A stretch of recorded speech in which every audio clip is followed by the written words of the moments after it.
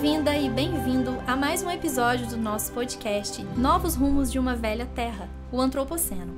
Nosso convidado de hoje é o professor Vicente Paulo dos Santos Pinto, que é um convidado muito especial porque é coordenador do Grupo de Estudos e Pesquisa ao qual esse projeto é vinculado, o GEMA, Geografia, Educação e Meio Ambiente, que está ligado ao Departamento de Geociências e ao Programa de Pós-Graduação em Geografia da Universidade Federal de Juiz de Fora. Inclusive, o Vicente é professor titular no mesmo departamento e professor permanente no referido Programa de Pós-Graduação, o PPGEL da UFJF. O professor Vicente é graduado em Geografia pela UFJF, tem mestrado e doutorado também em Geografia pela Universidade Federal do Rio de Janeiro, a UFRJ, e é pós-doutor pelo Programa de Pós-Graduação em Educação da Universidade Federal Rural do Rio de Janeiro. Além de coordenar o GEMA, Vicente também é membro do GEA, Grupo de Estudos e Pesquisa em Educação Ambiental da Faculdade de Educação da UFJF. Ele atua principalmente nas áreas de Geografia Política e Meio Ambiente, Educação Ambiental e Ensino de Geografia, Ecologia Política e Gestão do Território, Agricultura Familiar e Agroecologia. Seja muito bem-vindo, professor Vicente. É um prazer tê-lo aqui conosco. O prazer é o meu, Camila. Muito bom estar aqui, podendo participar dessa conversa tão necessária e importante. Vai ser um bate-papo muito bacana. Obrigada, Vicente. Obrigado. Introduzindo então o tema de hoje, que é o nosso episódio de número 4, sobre educação ambiental crítica no combate aos discursos antiecológicos, negacionistas e ecocidas no Antropoceno. Bem, na atualidade, mesmo com as discussões internacionais sobre o meio ambiente, ainda há aqueles que defendem discursos negacionistas, antiecológicos e até mesmo ecocidas, de modo que não apenas a natureza acaba sendo impactada, como também os seres humanos. Mas seria viável, em um contexto global, afirmar que todas as pessoas sofrerão as consequências da ação antrópica da mesma forma? E seríamos todos culpados pelo que vem acontecendo com o planeta Terra?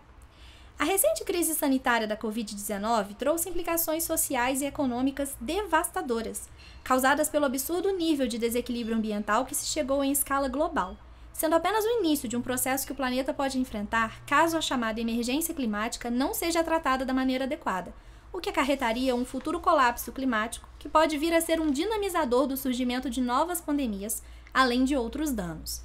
Nesse contexto, o desdém para com as mudanças climáticas, que pode até resultar nessas outras pandemias, na liberação de vírus ancestrais congelados, além da erosão da biodiversidade e o desmatamento, e a redução e fragmentação dos ecossistemas que ocorrem devido às práticas predatórias da agropecuária industrial e o seu processo de expansão ilimitada na fronteira do agronegócio. No Brasil, esses últimos processos ganham destaque, pois os interesses econômicos do agronegócio e de madeireiros são favorecidos por meio de políticas antiecológicas, que, juntamente aos negacionistas climáticos, atacam frontalmente o ambientalismo, promovendo a total desresponsabilização do Estado na garantia constitucional da defesa do meio ambiente com base em um discurso de desenvolvimento da economia nacional. Isso em um país campeão nas estatísticas de assassinatos de lideranças ambientais. Dessa forma, é importante nos preocuparmos com a própria emergência climática, mas não apenas com ela, e também com os modos de enfrentamento. E quando nós falamos em enfrentamento, é importante pensarmos na luta pela justiça ambiental, incluindo a justiça climática, já que o modelo de desenvolvimento de alguns países resulta na exposição agravada dos grupos sociais menos responsáveis pelos impactos ambientais, gerando consequências como doenças e ampliando o racismo ambiental, que no Brasil está relacionado à população que reside em submoradias, povos negros, indígenas, dentre outros. Assim, é necessário que nos conscientizemos não apenas quanto aos problemas ambientais que enfrentamos atualmente, como também quanto à realidade de que mesmo um consumidor ecologicamente consciente não pode impedir os conflitos socioambientais em torno do acesso privado da água como uma mercadoria ou frear a expansão da propriedade privada latifundiária dentro de territórios indígenas, quilombolas e de áreas protegidas. É importante e urgente que haja a compreensão desses problemas de maneira crítica. Isso só é possível por meio da educação ambiental, que surgiu inicialmente mais ligada aos movimentos ecológicos, assim como ao debate ambientalista, posteriormente inserindo-se no campo escolar enquanto prática educativa. Mais recentemente, a educação ambiental crítica veio contribuir para discussões e temas de relevância social, formando cidadãos críticos e intelectualmente independentes que possam tomar decisões partindo de processos democráticos, contribuindo com o interesse e a construção de futuros alternativos. A educação ambiental crítica engloba a luta pelo direito à vida, a soberania dos povos, o acesso à terra e aos recursos naturais, a luta por acesso ao conhecimento científico, o resgate e a valorização dos conhecimentos tradicionais e o controle popular sobre as instituições educacionais. Ainda cabe a ela denunciar modos insustentáveis de vida e anunciar modos sustentáveis, na tentativa de impedir o avanço do anti-ecologismo, enquanto auxilia no desenvolvimento de conhecimentos, competências, habilidades, permitindo agir politicamente na luta democrática contra discursos, políticas e práticas anti-ecológicas e ecocidas. Agora eu vou lançar a primeira pergunta ao professor Vicente. Vicente, durante muito tempo pensava-se, e alguns ainda pensam, que os desastres ambientais e climáticos são eventos puramente naturais. Qual a percepção da educação ambiental crítica sobre essa situação? Por que isso acontecia e, pelo que vemos em alguns discursos negacionistas, ainda acontece? E como contornar essa questão atualmente? Camila, eu acho que para que a gente possa situar a nossa resposta no campo da educação ambiental crítica, é importante que a gente faça uma reflexão, né, que a educação ambiental crítica ela é uma construção social. Né? Ela faz parte de um processo de enfrentamento que a sociedade se coloca a partir, inclusive, de sujeitos que vivenciaram os desastres. Sim. Que são pessoas que passaram por processos de perda de direitos, né? Então, a educação ambiental crítica é um processo histórico que se constrói, né, a partir do nosso trabalho nas universidades, por exemplo, mas a educação ambiental crítica, ela vem da educação popular, né? Ela vem da militância que se estabeleceu na luta pela terra, né?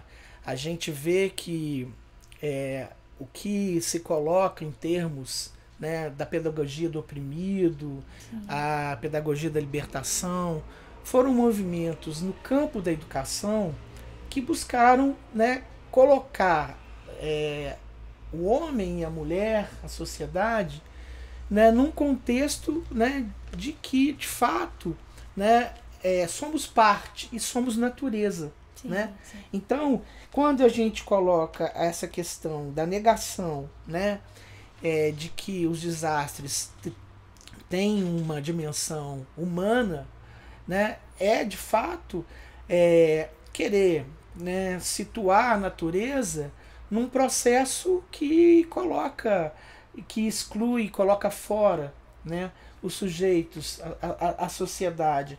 Então esse discurso do anti-ecologismo que se produz, né, a partir, né, de uma perspectiva aí que coloca esses desastres como eminentemente naturais, é uma negação de que esses sujeitos que estão em lugares vulneráveis, que estão em situações de exclusão, né, de dificuldade econômica, de luta pela sobrevivência muitas vezes, né, eles estão colocados nessa situação em função de um sistema, né, que produz a desigualdade, né, e aí essas ações antrópicas elas tendem cada vez mais a intensificar, né, questões, processos da natureza, mas eu acho que o que a gente está vivendo no Brasil esses dias fica muito claro, né,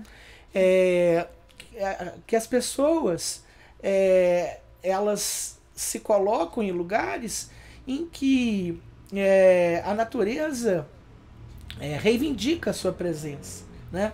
Então, assim, é claro que o discurso de que esses desastres afetam a todos, mas afeta a todos numa situação de diferenciação, né?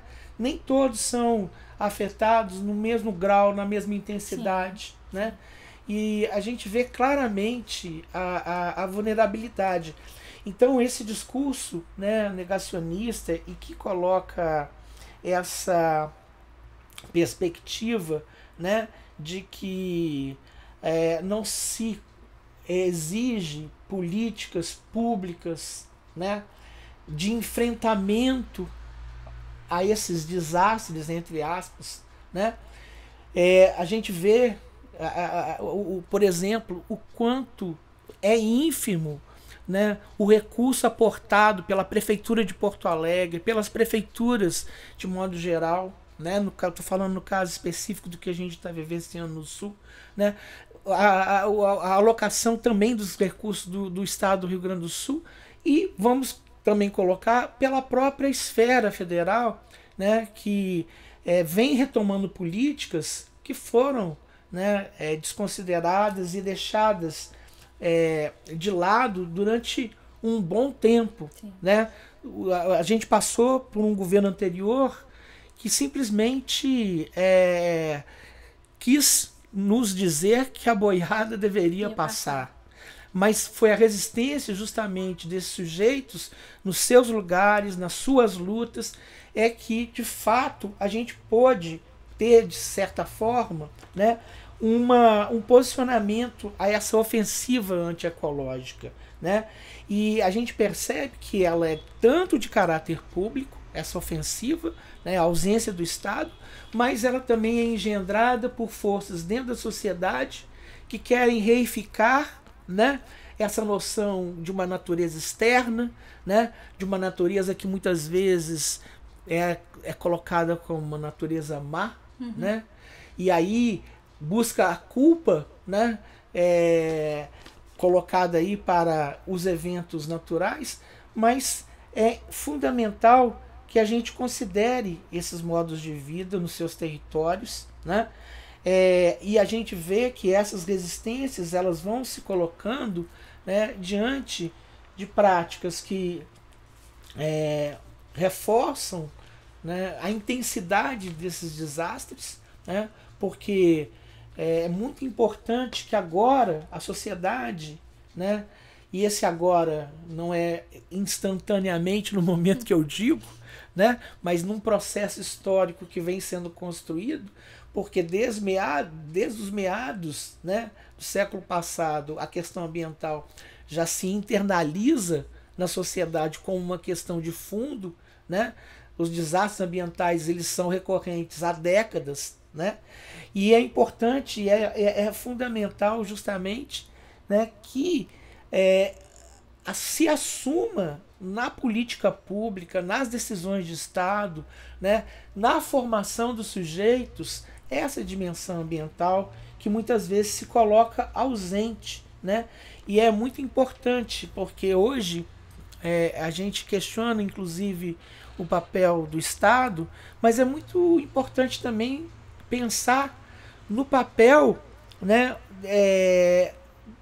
dos sujeitos que lidam e que são capazes de produzir, né, os sujeitos empresas, os sujeitos corporações, né, que são também importantes nesse processo de reconhecer a necessidade de incorporar novas políticas, né, e inclusive assumir o papel, né, de apoio, né, porque, por exemplo, a gente está acompanhando esses desastres, né, e a gente vê muitas vezes, né, a sociedade civil se mobilizando, a solidariedade enorme, né, de toda a população brasileira em relação ao Rio Grande do Sul. Agora, como vão se posicionar os agentes do mercado financeiro? Como é que os bancos vão se colocar diante daqueles que estão com dívidas e estão sem condições de dormir decentemente, sem se alimentar, em condições de abrigo, né? E com imensas dificuldades de retomar sua produção.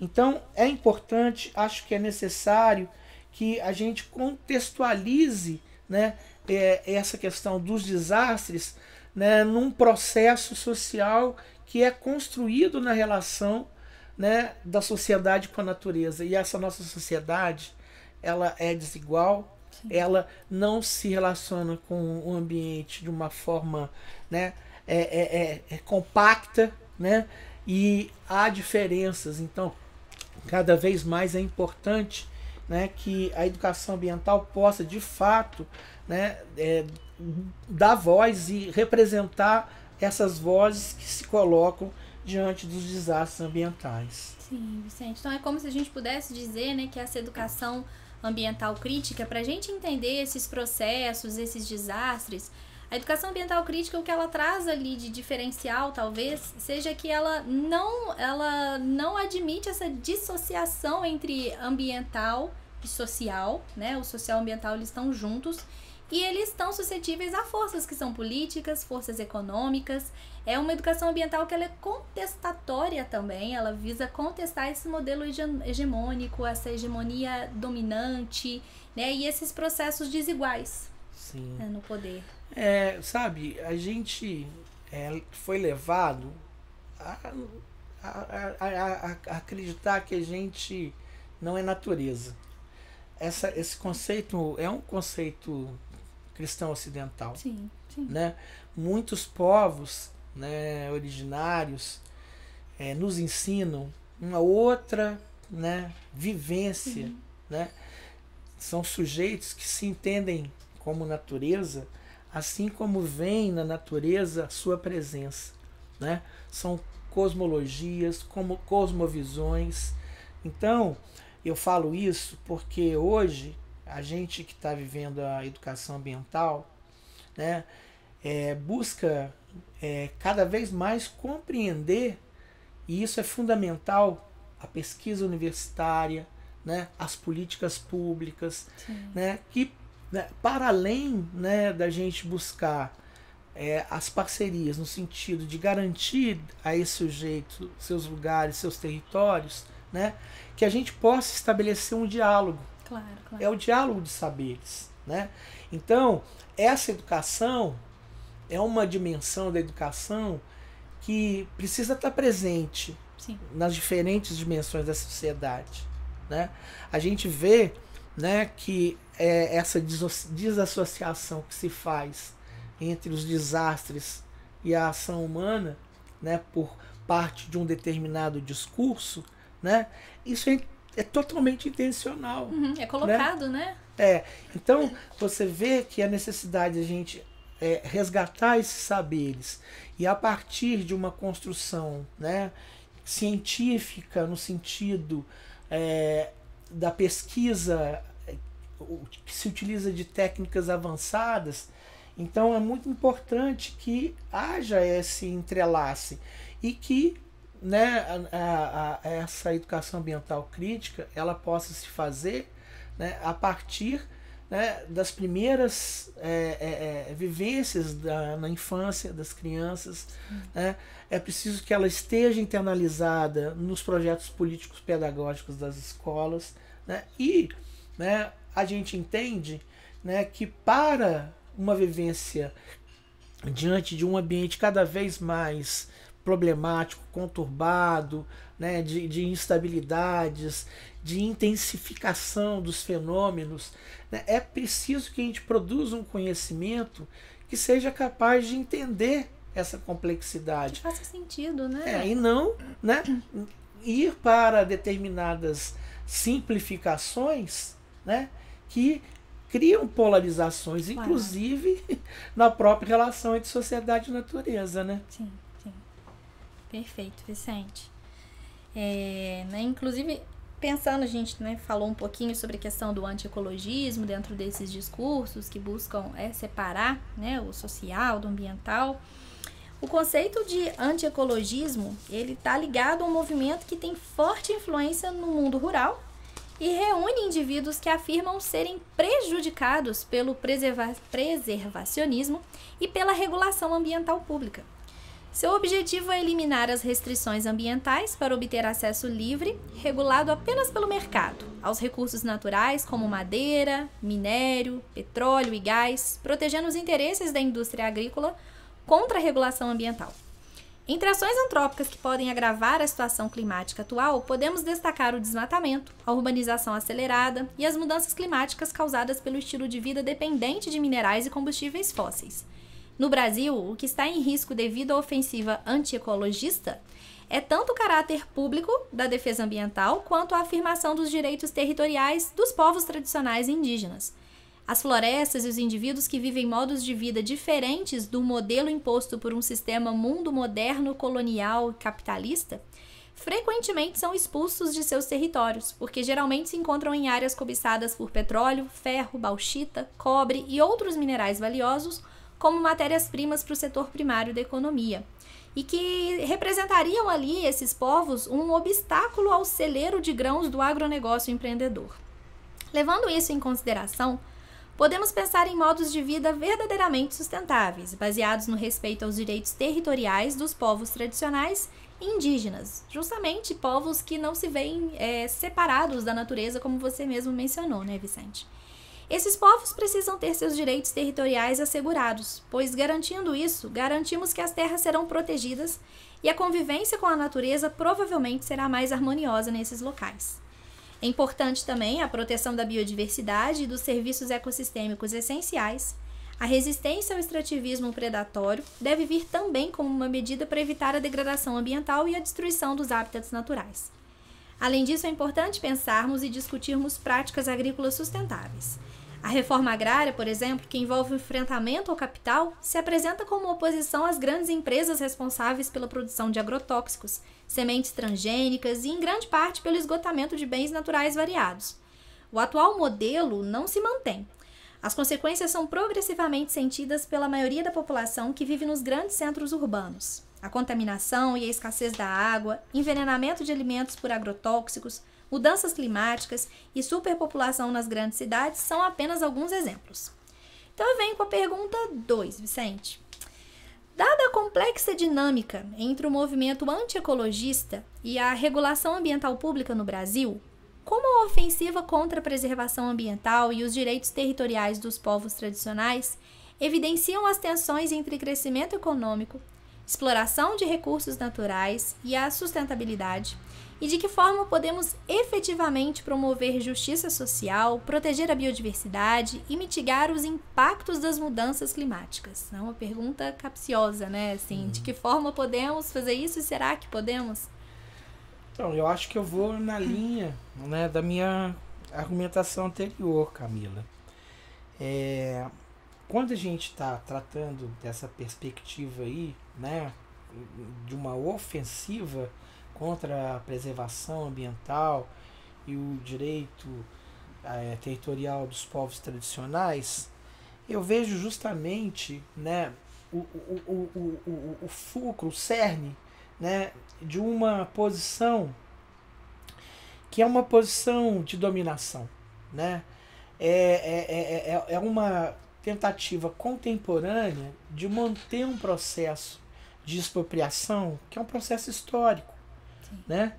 Então, quando a gente trata, né, hoje ainda esses povos, né, como povos que devem ser retirados dos seus territórios, que devem ser, né, internalizados nesse modo, né, num processo de aculturação, né, isso é uma tentativa contemporânea, né, de manter um processo de colonização. Sim. Então a gente, enquanto nação, né, enquanto um Estado democrático de direito, né, a gente continua reproduzindo, né, o modelo, né, que fez com que esses territórios na América, na África e na Ásia, eles fossem organizados no sentido, né, de destinar, né, os frutos, né, para um determinado centro do sistema, né? Então, veja bem, é preciso, no meu ponto de vista, né, que a gente tenha condição, né, e aí eu acho que o papel da universidade é fundamental, né, no sentido de valorizar, né, e trazer para o processo formativo dos nossos, né, alunos, alunas, né, no sentido de que é preciso, né, construir relações de parceria, né, e garantir que esses direitos sejam mantidos, né, nessa disputa, né?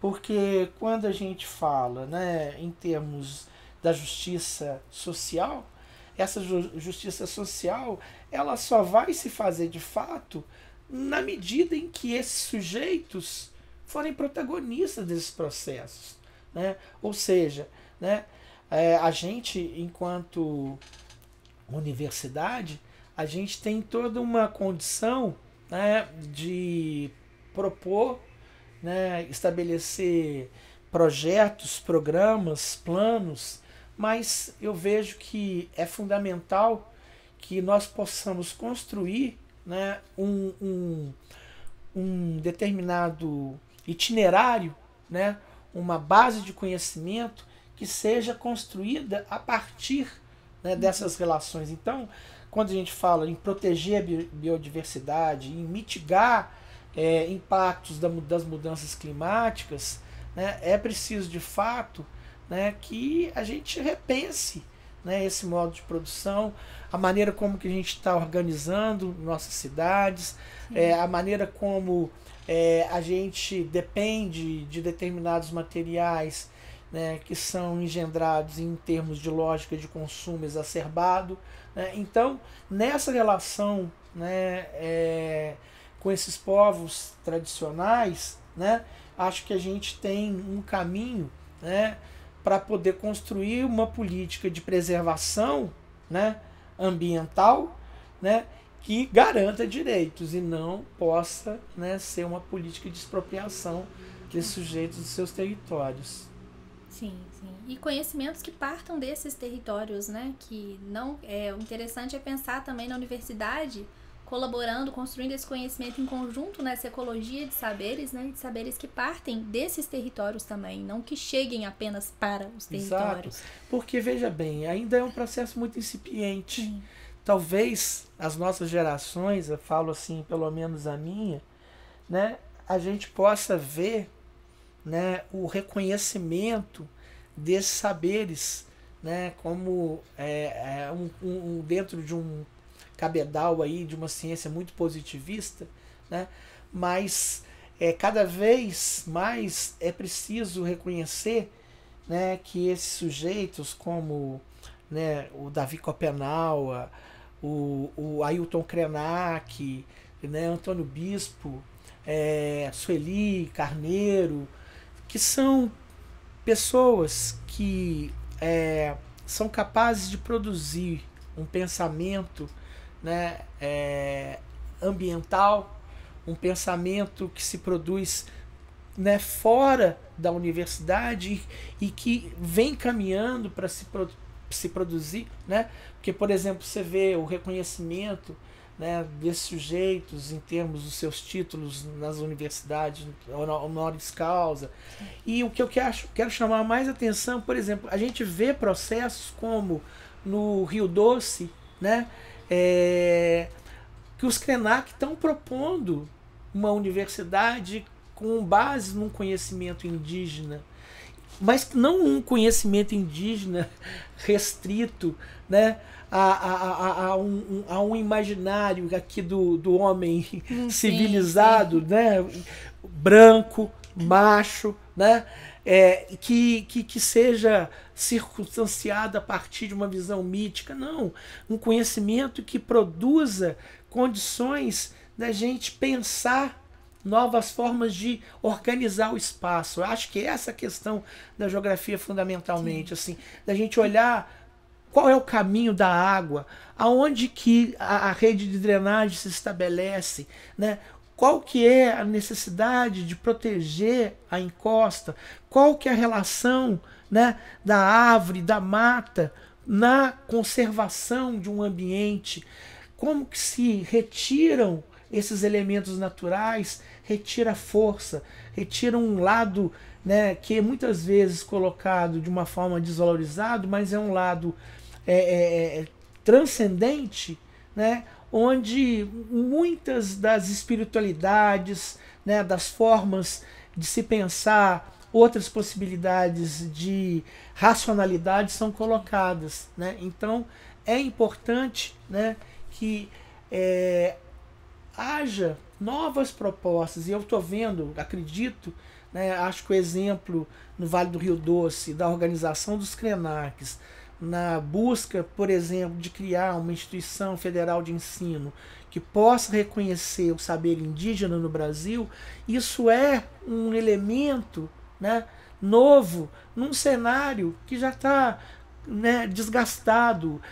Esses desastres eles vão se repetindo e vão se repetindo por conta de todas essas negações de não se reconhecer, né, o lugar da natureza na sua relação com a sociedade que se organiza ali. Sim, é um cenário que Henrique Leff já propôs, já nos disse que a gente vive uma crise que não é só ambiental, mas é uma crise de conhecimento também, né? Porque as formas de conhecimento que a gente vem ali, que a gente entende como conhecimento, aquele conhecimento positivista, né, muito eurocentrado, que ele é um conhecimento que não está dando conta ali de resolver essa problemática, né? Então daí a importância desses sujeitos que tragam esse conhecimento decolonial, esses saberes decoloniais, né, Vicente? Interessantíssimo a gente pensar, né, nessa possibilidade que a educação ambiental crítica ela traz para a gente discutir. Vicente, agora falar um pouquinho sobre a questão dos encontros, essas discussões internacionais, fazer um breve aqui resumo dessas discussões para os nossos ouvintes, para a gente poder ir para a próxima pergunta. A partir do final dos anos 1960, as discussões internacionais sobre o meio ambiente e a crise climática começaram a ganhar força, impulsionadas pelo crescente reconhecimento dos impactos negativos das atividades humanas sobre o planeta. Eventos como o desastre do derramamento de óleo no mar, a crescente poluição atmosférica e a degradação dos ecossistemas destacaram a urgência de ações coordenadas globalmente. Embora o Clube de Roma, fundado em 1968, tenha começado a debater questões ambientais desde sua criação, marcando a primeira fase da luta ambiental, foi durante a Conferência das Nações Unidas sobre o Meio Ambiente Humano, em Estocolmo, em 1972, que a educação ambiental foi reconhecida pela primeira vez como um grande desafio no combate à crise ambiental. A partir daí, inicia-se um período que é caracterizado pela criação de institucionalidades ambientais públicas que suportam instrumentos de proteção ambiental, como exemplificado pela Lei Brasileira nº 6.938, de 31 de agosto de 1981, que estabelece a Política Nacional do Meio Ambiente. Outro marco importante foi a Conferência de Tbilisi, em 1977, o primeiro evento focado em educação ambiental, onde foram definidos os princípios, objetivos e estratégias para a educação ambiental. Esses fundamentos foram amplamente divulgados após a Conferência das Nações Unidas sobre o Meio Ambiente e o Desenvolvimento, conhecida como ECO 92 ou Rio 92, realizada no Rio de Janeiro em 1992. Esse período marcou uma aparente tendência ao fim do antagonismo entre ecologia e economia, visando o bem-estar das futuras gerações. As orientações em educação ambiental estabelecidas nesse encontro são até hoje referências mundiais para as práticas de educação ambiental. Outro evento importante foi a Conferência Internacional sobre Meio Ambiente e Sociedade, Educação e Consciência Pública para a Sustentabilidade, realizada em Tessalônica, Grécia, em 1997, que trouxe uma perspectiva de educação ambiental voltada para a sustentabilidade, promovendo métodos e práticas interdisciplinares. Após esse encontro, as Nações Unidas passaram a incentivar, por meio de um plano internacional, a educação voltada para o chamado desenvolvimento sustentável. Houve ainda outras conferências ao longo dos anos. Um exemplo é a conferência em Joanesburgo, no ano de 2002, conhecida como Rio+10, que revelou mais controvérsias do que avanços para a educação ambiental no contexto latino-americano. Outra conferência mais recente é a Conferência das Nações Unidas sobre o Desenvolvimento Sustentável, a Rio+20, realizada em 2012 no Rio de Janeiro, que também não deixou um legado significativo para a discussão ambiental. Entre os pontos de debate estava a economia verde, um termo adotado pelo setor econômico que gerou discussões sobre sua materialização, sendo vista por alguns, inclusive, como uma manobra publicitária do mercado. Um fato possível de ser observado no contexto brasileiro é que o período entre a Rio 92 e a Rio+20 marcou o surgimento e o fortalecimento da institucionalização pública da educação ambiental. Esse período foi caracterizado pela migração de educadores ambientais de universidades e escolas para espaços governamentais, onde eles contribuíram para a formação de políticas públicas em educação ambiental, havendo também uma significativa expansão dessa educação ambiental formal no ensino fundamental das escolas brasileiras. Mais recentemente, entretanto, temos o retorno da hegemonia da economia sobre a ecologia e a ruptura do pacto da sustentabilidade. Em suma, ao longo dos anos, as discussões sobre o meio ambiente e a crise climática evoluíram significativamente, com marcos importantes como as conferências realizadas. Essas conferências estabeleceram bases para a educação ambiental e a sustentabilidade global, apesar de desafios como a tensão entre economia e ecologia. Essas bases no Brasil foram responsáveis por avanços na institucionalização da educação ambiental e na formulação de políticas públicas, destacando a importância de um compromisso contínuo com a proteção ambiental, mesmo enfrentando dificuldades. Com base nos encontros internacionais, em tudo que foi discutido neles, e nas críticas feitas também a esses encontros, eu lanço ao professor Vicente a pergunta 3. Como as conferências internacionais sobre o meio ambiente, como Estocolmo, Rio 92 e Rio +20, influenciaram a evolução da educação ambiental e das políticas públicas no Brasil, considerando tanto os avanços da institucionalização da educação ambiental, quanto os desafios enfrentados diante da crescente influência da economia sobre a ecologia? Então, eu acho que a gente não pode, né, negar uma relação direta entre a educação ambiental e esse processo oficial, vamos colocar assim, né, da organização dos estados, né, numa perspectiva aí, né, de uma busca de uma gestão compartilhada, né, dos problemas globais, né. A gente vê que a educação ambiental ela surge, né, nesse seio enquanto é uma prática que vai ser incorporada a uma perspectiva de ciência normativa, né. A educação ambiental ela vai ganhar uma importância, inclusive no sentido da gente poder ter uma comunicação científica que pudesse dar conta desses problemas ambientais, desses desastres que já vinham sendo recorrentes, como a gente falou, né? A gente vem de um cenário, né, no meados dos anos 1950, 60, 70, de duas guerras mundiais, né, que desenvolveu, né, de uma forma, né, muito exacerbada o poder destrutivo, né? Então, assim, as guerras por si só já foram, né, movimentos, atividades humanas de grandes impactos, de grande destruição, né? Então, a educação ambiental vem como uma resposta também oficial a esses problemas que se colocam. Então, essas conferências elas têm o mérito, né, de trazer para um contexto da governança global os problemas ambientais que são globais, né? E na medida que se reconhece uma escala global desses problemas, é preciso que, ao nível das nações, ao nível, né, das cidades, ao nível das comunidades, né, essa forma de conhecimento em diálogo com a natureza, né, uma forma de conhecimento, né, que exige um saber que nos coloca diante da natureza, diante da observação do tempo, né, da leitura, né, da declividade, de processos físicos, mas também, né, de processos de uma engenharia muito impactante, né, essa educação ambiental que vem a partir, né, da demanda, vamos dizer assim, de uma governança, né, em diferentes escalas, né, é aquilo que a gente estava, né, buscando reconhecer, né?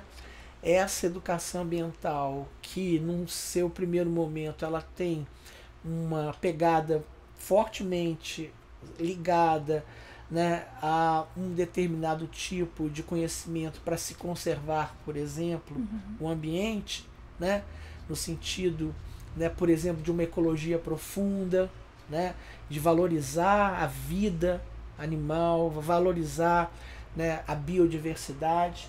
Essa educação ambiental ela vai sendo feita também pelos povos das florestas, por exemplo, né? É importante lembrar que nos anos 80, Chico Mendes já gritava, né, a questão, né, do desmatamento, da ação, né, sobre a floresta amazônica, uma ação já em larga escala e degradante, né? Então você fala na leitura do texto, né, de pessoas que foram mortas, na busca por um ambiente bom para todos, né, e para diferentes gerações. Então eu acho que é importante marcar isso. Esse discurso oficial, que está centrado no desenvolvimento sustentável, ele de fato ele tem, né, uma construção, né, política, uma construção geopolítica, mas é fundamental, e aí que acho a importância de como que, a partir desses movimentos sociais, né, de uma educação baseada, né, em princípios, né, de liberdade, de se reconhecer, né, a natureza como fonte de saber, e nesse sentido há uma construção, né, de uma educação ambiental, aquilo que a gente estava chamando aqui desde o início, e que é o mote, né, dessa nossa conversa, né? Essa construção de uma educação ambiental crítica, né, ela se coloca num discurso, né, que muitas vezes não se encaixa naquilo que no planejamento da ideia de desenvolvimento, né, do discurso oficial se enquadra, né? Tanto que a gente tem, né, um geógrafo muito importante, né, que é o Porto Gonçalves, né, o Carlos Walter Porto Gonçalves, que junto de outros, eu acho que, né, ele é uma referência nesse sentido de se questionar, né, o desenvolvimento como forma de desenvolver, ou seja, tirar o envolvimento dos sujeitos, entendeu? Então, como um desenvolvimento sustentável pode atender a tão diferentes necessidades, né, a tão diferentes realidades. Então, a construção, né, desse discurso do desenvolvimento sustentável, ela foi, ao longo dessas últimas décadas, das últimas conferências, se fortalecendo no sentido muito mais de um capitalismo verde, sim, como você bem coloca, verde, né, do que, né, a decolonialidade. Então, eu acho que, nesse sentido, é muito importante que a gente possa resgatar, né, como superação do desenvolvimento sustentável, um desenvolvimento, né, que se propõe, né, a de fato ser um processo, né, construído no sentido de melhoria da qualidade de vida, de conservação da natureza, mas que possa ser com justiça socioambiental, né? Então a gente vê a importância da gente recuperar, né, uma série aí de sujeitos, de autores, de pensadores que sejam importantes, né, e possam dar o contraponto a esse discurso oficial. Sim. Então, Vicente, como você pontuou, né, um desenvolvimento que seria emancipatório de fato, e não um desenvolvimento como o discurso que a gente vem vendo do desenvolvimento sustentável, que é um discurso que ele parte de um poder econômico, né, de grupos políticos que estão ali no poder. E quando a gente pensa no que seria o conceito de desenvolvimento sustentável, ele ainda é muito voltado a um sistema econômico capitalista, que é desigual, que é excludente. Então a gente até se pergunta, desenvolvimento, que desenvolvimento? E sustentável para quem? Como Exato. Você pontuou muito bem, os grupos são muito desiguais. Isso é central, né, Camila? Sim. Então a gente pensar outras possibilidades, né? Talvez, né, o que se coloca aí como meta, né, desenvolver, né, será que de fato o que a gente precisa é desse modelo de desenvolvimento? Talvez justamente buscar condições materiais para que as vidas possam de fato ser reproduzidas. Então, nesse sentido, o que eu estou querendo dizer, né? Por exemplo, a produção de alimentos para a segurança alimentar e a soberania, né, de grupos sociais, né, uma mineração menos abusiva, impactante, né, e que usa cada vez um marketing do desenvolvimento sustentável, da sustentabilidade para se fazer como, né, uma mineração que coloca como centralidade, né, o lucro que está fora, né, dessa sociedade local. Então, é importante a gente pensar outras formas de organização social, né, que não esse modelo que, no fundo, é mais uma roupagem, né, de uma proposta contemporânea, né, de expropriação, né, da natureza e dos grupos sociais inseridos nela. E não é um discurso aqui romântico, não. Eu acho que é importante que a gente possa pensar isso, né, e de uma forma que esteja inserida na lógica econômica. Né? A questão é, qual que é o objetivo dessa economia? Né? É gerar lucro para determinados grupos, ou é uma economia que possa fazer com que o bem comum, né? E aí o que a gente chama de riqueza, né? Talvez o conforto, a segurança, né? A integridade, o alimento, né? no corpo, a água limpa, né? O ambiente com ar, né? Respirável, né? Essa possibilidade de fato da vida, né? Então acho que é a gente pensar em alternativas que possam ter na centralidade, né, não o capital em si, mas o capital que possa ser mobilizador, né, do bem comum. E assim, não é uma perspectiva utópica, é uma perspectiva que se coloca no sentido de pensar a economia a partir das demandas que de fato possam ser estabelecidas pelos grupos locais. Sim, sim. E essa é uma força muito grande que a educação ambiental crítica ela traz, né? De pensar e de trazer essa crítica e denunciar essas injustiças, anunciar essas possibilidades. E quando a gente pensa no cenário, na história da educação ambiental no Brasil, hoje a gente entende que, na verdade, a educação ambiental é um conceito muito abrangente, né? Ele não é um conceito único. Tem várias propostas de educação ambiental que são diferentes visões, uma pluralidade de atores, tem forças ali políticas que podem estar envolvidas, enfim.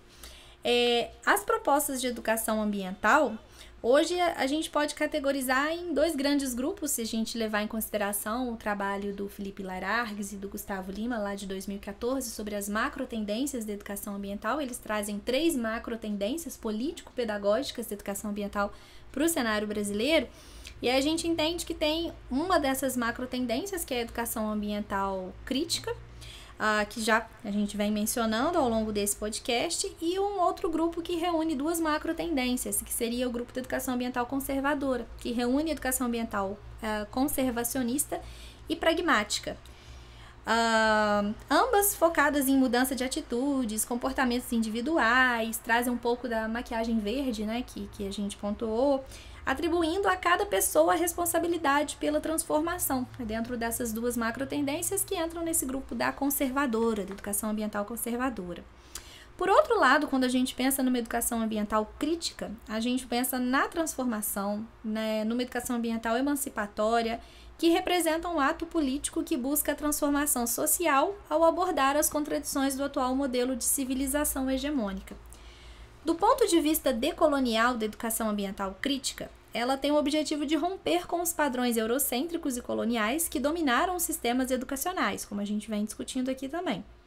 Dessa forma, ela busca valorizar práticas locais e saberes, principalmente que surgem das comunidades indígenas e afrodescendentes, oferecendo uma educação que não só preserva e valoriza os saberes tradicionais, como também promove a justiça social e ambiental, contribuindo para a construção de sociedades resilientes e conscientes, e sendo capazes de enfrentar desafios ambientais de forma sustentável e inclusiva. Então, Vicente, eu vou te lançar a última pergunta aqui da nossa conversa, que seria a seguinte: de que forma a abordagem decolonial da educação ambiental contribui para o desenvolvimento de indivíduos críticos e conscientes a respeito das problemáticas ambientais e sociais? Sei que a gente já vem discutindo muito disso aqui ao longo da conversa, Sim. Mas o que você gostaria mais de pontuar? Então, eu vejo que essa pergunta, né, ela fecha né, esse movimento que a gente fez aqui ao longo da nossa conversa, né? E eu acho que se a gente de fato se propõe a pensar uma educação ambiental crítica a partir da decolonialidade, é preciso que de fato nós possamos ler, e aí a geografia é muito importante no sentido da espacialidade, né, da gente viver, pensar, né, refletir, estar, conviver no espaço, com o espaço, né, e aí, né, nessa espacialidade, essa espacialidade ela tem que estar estabelecida a partir, no meu ponto de vista, né, de interpretações, de leituras, de sensibilizações que estejam, né, enraizadas conosco, né, nos nossos corações e mentes, que representem a nossa cultura, as nossas manifestações culturais, né? Essa proposta não é uma proposta de negar o que a gente é em termos, né, de uma confluência, né, de uma civilização, né, que aqui aportou-se e foi, né, estruturada da forma como hoje nós somos, né, produzindo isso que Darcy Ribeiro, né, colocou no povo brasileiro, né, a sua visão de mestiçagem, de entrelaçamento de diferentes culturas. Mas eu quero até propor para além, né, de como que, né, a necessidade desse pensamento traz hoje a necessidade da gente se procurar, da gente aí nos procurarmos como, né, sujeitos coletivos, como sociedade. Então, por isso que assim, eu citei ao longo da nossa conversa, né, o Krenak, o Schopenhauer, né, o Yanomami e outros, né, intelectuais, pensadores, né, porque intelectual às vezes fica só aquele cara que está lá, né, num lugar lá distante, né, lá naquele lugar da utopia, não, né? Então, assim, o pensamento decolonial, ele tem que ser feito a partir, né, do pensamento latino-americano, né? Então, eu penso aqui, né, trazendo a contribuição da geografia, né, no Porto Gonçalves, no Milton Santos, no Josué de Castro, no Orlando Valverde, para além da geografia e junto, porque a geografia com a história, com a sociologia, né, tem uma produção, né, do Florestan Fernandes, né, que pensa e que propõe, né, um outro Brasil do que, inclusive, nós estamos optando. Se nós retomássemos a leitura desses sujeitos, né, a geopolítica da fome foi escrita, né, há muitos anos atrás, há muitas décadas. Então, a gente tem Henrique Dussel, Aníbal Quijano, né, Arturo Escobar, né, Maria Lugones, e também, né, brasileiros, o próprio Henri Axelrad, nessa discussão do ambientalismo. Então eu quis trazer esses nomes, essas referências aqui, para dizer que o decolonial, né, é uma maneira da gente produzir um conhecimento engajado com as nossas demandas, com as nossas realidades. Não adianta a gente ficar usando a decolonialidade apenas como um discurso, mas a decolonialidade como uma proposta. Então, diante, né, da crise, como pensar na reestruturação da rede urbana no Rio Grande do Sul?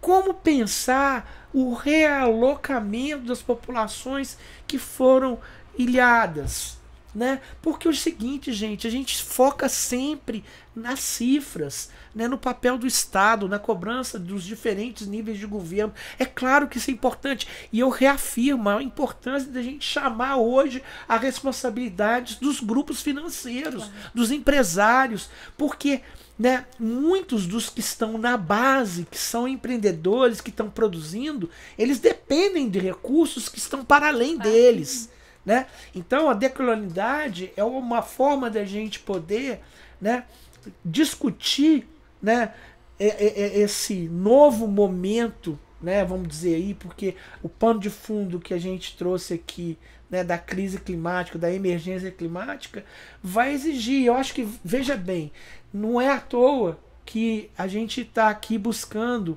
reforçar uma proposta decolonial, porque eu vejo que se a gente reproduzir, né, o modelo, né, que está posto aí do desenvolvimento máximo, né, dessa ideia aí de que desenvolver, né, é gerar uma determinada riqueza para uma determinada, né, camada da sociedade, a gente vai reproduzir os mesmos problemas. Então, se a gente for na raiz desses problemas e buscar esse pensamento decolonial, e que pode ser em diálogo, né, com Wallenstein, com Boaventura Souza Santos, com Catherine Walsh, com Michel Lovy, com Martine Allier, que são pensadores, né, que estão, né, fora, né, do nosso contexto de América Latina, mas que sempre estiveram na base de um pensamento, né, que é emancipatório, sim, né, sim, que pode trazer de fato, né, novas propostas,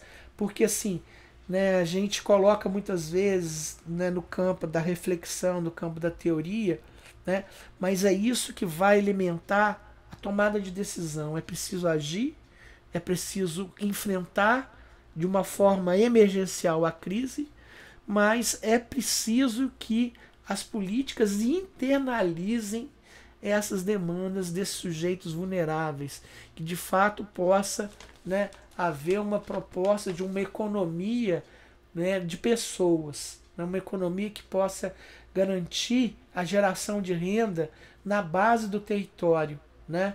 Então, assim, antes da gente pensar nas commodities, na exportação, né, dos produtos primários, é preciso a gente, né, gerar riqueza, gerar um produto interno bruto, né, com uma economia local que pode estar, né, na sua globalização, inserida nesse contexto, mas ela pode muito bem estar voltada para o mercado interno. Então, acho que a decolonialidade ela se faz a partir dessas propostas, né, que são propostas que não vêm, né, de soluções externas, mas de uma construção que não está pronta, né, que a gente precisa avançar, e há muitos saberes que estão aí com grande potência, e que o desafio é esse, porque o negacionismo, o anti-ecologismo, né, busca invisibilizar,